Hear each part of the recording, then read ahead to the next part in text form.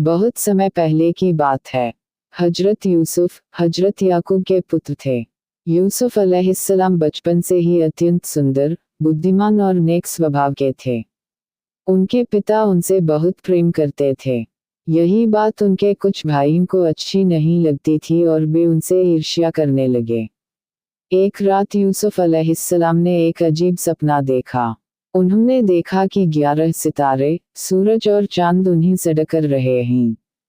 सुबह उन्होंने यह सपना अपने पिता याकूब अलैहिस्सलाम को सुनाया।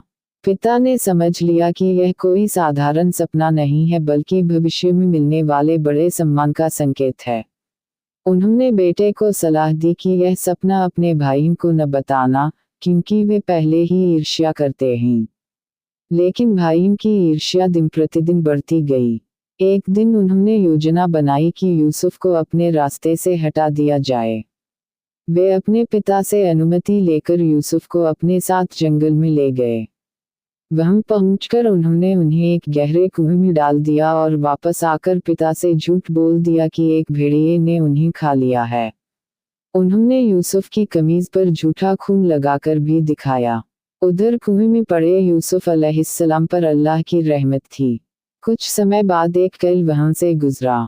जब उन्होंने पानी निकालने के लिए बाल्टी कुएं में डाली तो उनके साथ यूसुफ भी बाहर आ गए।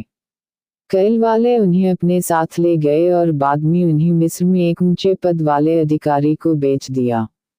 मिस्र के उस अधिकारी की पत्नी का नाम जुलेखा बताया जाता है।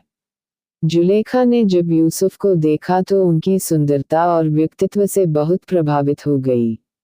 समय बीतता गया और यूसुफ युवा हो गए। उनकी सुंदरता पूरे मिस्र में प्रसिद्ध हो गई। जुलेखा के दिल में यूसुफ के लिए आकर्षण पैदा हो गया। एक दिन उसने उन्हें अपनी ओर बुलाया और उन्हें गलत रास्ते पर ले जाने की कोशिश की। लेकिन यूसुफ अलैहिस्सलाम अल्लाह से डरने वाले और अत्यंत पवित्र व्यक्ति थे। उन्होंने साफ इनकार कर दिया और वहां से निकलने लगे। जुलेखा ने उन्हें रोकने की कोशिश की, जिससे उनकी कमीज पीछे से फट गई।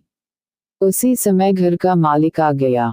जुलेखा ने अपने बचाव में यूसुफ पर ही आरोप लगाने की कोशिश की, लेकिन अल्लाह ने सच्चाई को प्रकट कर दिया। जब देखा गया कि कमीज पीछे से फटी हुई है, तो स्पष्ट हो गया कि गलती यूसुफ की नहीं थी। इसके बावजूद मिस्र में तरह तरह की बातें फैलने लगीं।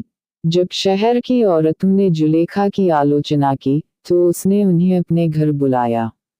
उसने सबको फल और चाकू दिए और फिर यूसुफ को सामने आने के लिए कहा। जब महिलाओं ने यूसुफ को देखा तो उनकी सुंदरता देखकर इतनी हैरान हुई कि फल काटने की बजाय अपने हाथ काट बैठीं। वे कहने लगीं कि यह कोई साधारण इंसान नहीं बल्कि किसी फरिश्ते जैसा है। हालात ऐसे बने कि यूसुफ अलैहिस्सलाम को जेल भेज दिया गया। जेल में भी उन्होंने धैर्य, ईमानदारी और नेक आचरण का परिचय दिया। वहां उन्होंने कैदियों के सपनों की सही व्याख्या की। कुछ वर्षों बाद मिस्र के राजा ने एक विचित्र सपना देखा, जिसकी व्याख्या कोई नहीं कर पाया। तब यूसुफ को बुलाया गया। उन्होंने सपने का अर्थ बताया कि आने वाले वर्षों में पहले खूब समृद्धि होगी और फिर भयंकर अकाल पड़ेगा।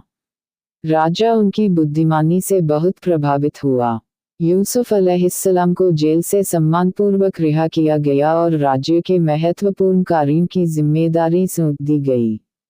उन्होंने आने वाले अकाल के लिए पहले से तैयारी करवाई, जिससे मिस्र सुरक्षित रहा। कुछ समय बाद अकाल के कारण उनके भाई भी अनाज लेने मिस्र पहुंचे। वर्षों बाद भाइयों का सामना यूसुफ से हुआ, लेकिन वे उन्हें पहचान नहीं सके। अंततः यूसुफ ने अपनी पहचान बता दी।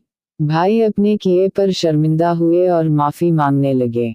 यूसुफ अलैहिस्सलाम ने उन्हें माफ कर दिया और कहा कि आज तुम पर कोई दोष नहीं है। बाद में उनके माता पिता और भाई उनके पास आए।